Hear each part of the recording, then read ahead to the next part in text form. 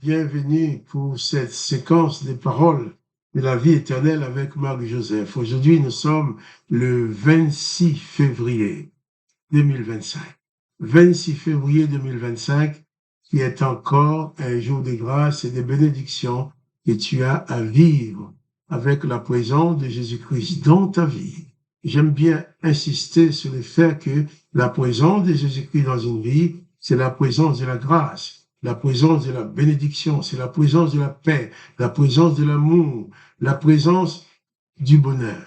Là, Jésus-Christ est celui qui fait tout pour que nous soyons en paix et que nous soyons heureux en lui.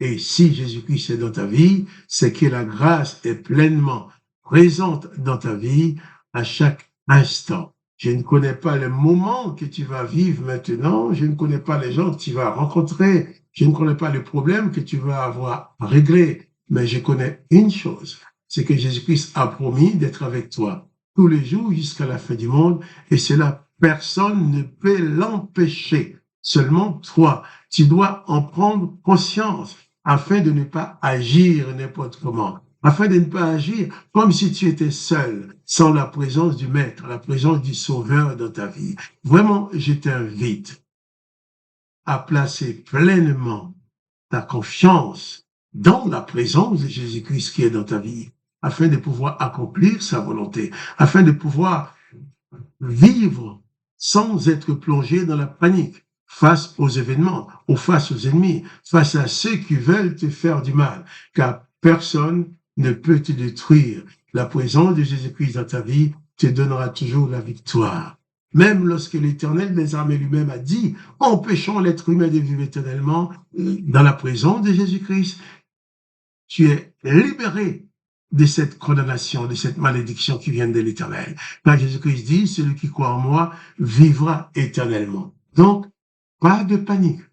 Confie-toi en Jésus-Christ, qui va toujours combler ta vie, qui va toujours pouvoir à tes besoins. Car Jésus-Christ est le bon berger. Il dit que lui, le bon berger, il ne tue pas les brebis qui a commis une erreur, parce qu'il est le bon berger. Tandis que le peuple d'Israël dit, l'Éternel est le berger, il ne manquerait de rien. Jésus arrive, lui, il dit, je suis le bon berger. Jésus n'a pas dit que l'Éternel n'était pas un berger, non. Il dit, mais lui, il est le bon berger. Il ajoute, le bon berger qui ne tue pas ses brebis, le bon berger qui pardonne, le bon berger qui fait grâce. Eh bien, c'est ce bon berger qui est dans ta vie, Jésus-Christ, le Sauveur, le Fils unique du Dieu le Père, qui est dans ta vie. Prends-en conscience afin de ne pas te laisser aller, de ne plus te laisser aller à la vengeance, comme on l'a parlé hier. De ne plus te laisser aller aussi au découragement, à la déprime, de ne plus te décourager dans les moments que tu ne comprends pas. Là où tu ne comprends pas, il ne faut jamais oublier que Jésus-Christ, lui, comprend. Non seulement il comprend, mais il maîtrise.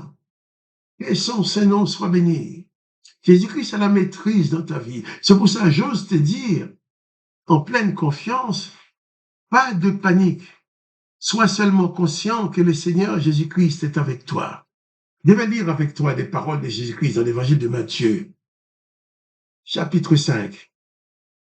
Et cette fois-ci, nous allons lire au verset 42.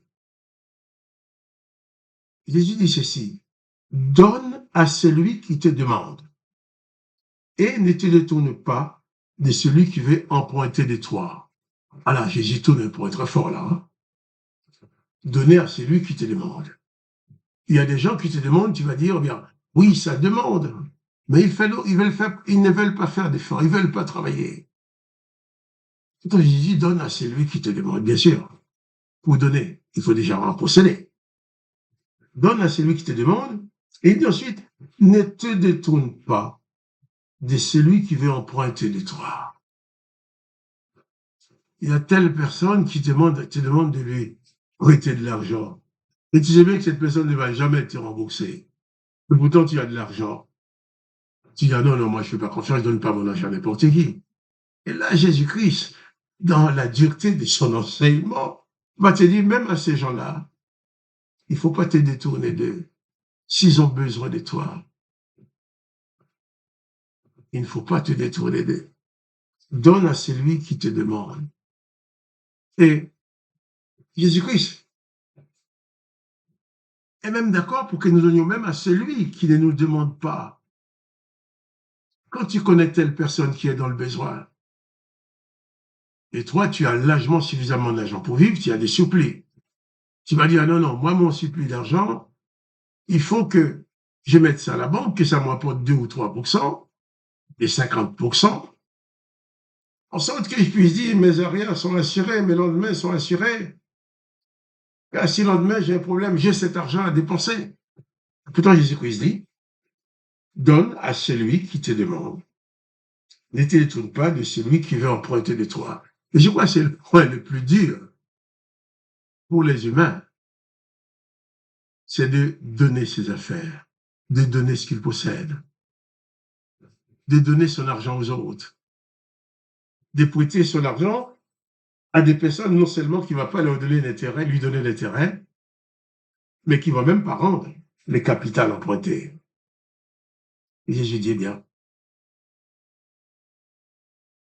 il faut donner à ces gens-là. Il ne faut pas se détourner d'eux. C'est dur à faire. Mais Jésus-Christ veut surtout nous faire comprendre aussi que la chose la plus importante de nos vies, c'est sa présence, c'est la vie éternelle. Si tu as Jésus-Christ dans ta vie, tu accomplis ses œuvres, tu ne seras jamais abandonné. Oui. Si tu n'en as pas, tu ne peux pas donner. Mais si tu en as, si tu es chrétien, enfant de Dieu, et tu as de quoi manger, tu n'as pas le droit de te détourner de celui qui a faim. Tu n'as pas le droit de te détourner de celui qui est dans le besoin. Parce que Jésus-Christ aurait vu cette personne dans le besoin. Se serait-il détourné pour ne pas l'aider? Et comme nous sommes disciples de Jésus-Christ, nous avons vocation à devenir comme le Maître, à faire comme lui. Jésus-Christ a donné, jusqu'à donner sa vie. Oui, il a accepté de mourir, donner sa vie, pour que toi et moi, nous ne soyons pas condamnés éternellement comme l'Éternel des armées l'avait décidé. Les serviteurs de l'Éternel ont frappé Jésus. Ils se sont moqués de lui. Ils l'ont méprisé. Pour finir, ils l'ont cloué sur une croix. Et même en mourant sur la croix, ils ont continué à se moquer de lui. Et tandis qu'ils se moquent de Jésus sur la croix, Jésus a dit, Père, pardonne-leur. Ils savent ce qu'ils font. Jésus-Christ ne voulait pas que qui que ce soit condamné à la mort éternelle à cause de lui. Car son but n'est pas de donner la mort, mais de donner la vie. Et Jésus-Christ nous dit que nous devrions être capables d'aller jusqu'à donner nos vies, comme il l'a fait pour les autres. Les disciples accomplis, dit Jésus, sera comme son maître. Alors, donne à celui qui te demande, ne te détourne pas à celui qui veut emprunter de toi. Si tu n'en as pas, tu n'en as pas. Mais si tu en as, l'autre va te demander, tu vas lui mentir, tu vas dire, ah non, je ne peux pas, j'en ai pas. J'en ai pas. Et toi, tu sais que tu as. Et là encore, tu vas mentir pour sauver ton argent, pour ne pas aider l'autre. Bien sûr. Je n'ai pas d'ordre à te donner, moi, par rapport à ton argent, à tes biens.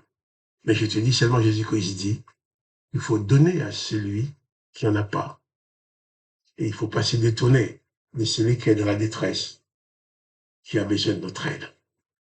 Alors, que le nom de Dieu le Père soit glorifié, que le nom de Jésus soit béni, et toi aussi tu sois richement béni.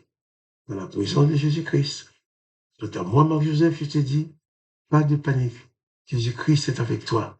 Tu peux toujours utiliser ce que tu possèdes pour aider les autres. Car Jésus-Christ fera en sorte que tu possèdes toujours pour que tu puisses aider. Sois béni. Et à demain pour les paroles de la vie éternelle.